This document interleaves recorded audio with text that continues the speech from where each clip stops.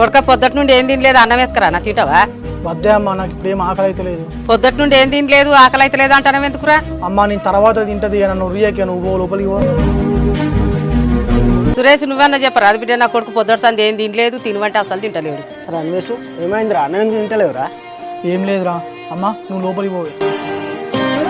అరే ఏమైందిరా? ఇప్పుడు నిజం చెప్పు. అరే ఇంతకుముందు మా మామ ఇంటికాడ నా మరదలు వాళ్ళ ఫ్రెండ్ ముందు నా పరవంతా తీసినట్టు మాట్లాడిందిరా. అసలు నా మరదలకు నీ అంటే లెక్కే లేదురా.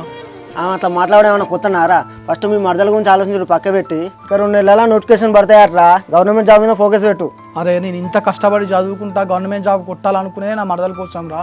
అదే నన్ను పట్టించుకున్నప్పుడు ఎందుకురా ఇక? నీకు జాబ్ లేదా మీ మరదలు అట్లా మాట్లాడుతుంది కావచ్చురా. ముందు జాబ్ మీద ఫోకస్ చేయి, తర్వాత మీ మరదలు నీ దగ్గరికి వస్తుంది.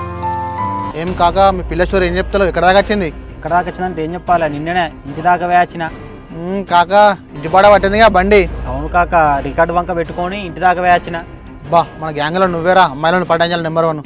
ఏ ఊకో మామ, ఏం చెప్తుందో ఫోన్ చేద్దాం. అరే లౌడ్ స్పీకర్ పెట్టరా. హలో, ఏం చేస్తావు మేడం? ఏంలే సంతోష్, నువ్వేం చేస్తున్నావు? నువ్వు ఇచ్చిన రికార్డు రాసుడు అయిపోయింది, నువ్వు గుర్తుకొచ్చినావు, అందుకే ఫోన్ చేసిన. అవునా, తొందరగానే కంప్లీట్ చేసినావు కదా. అవును కానీ నీ రైటింగ్ నీ లెక్కలనే అందంగా ఉన్నది కదా. ఇక నువ్వు జోక్ చేయకు సంతోష్, ఆపిగా. ఇలా జోక్ ఏమున్నది?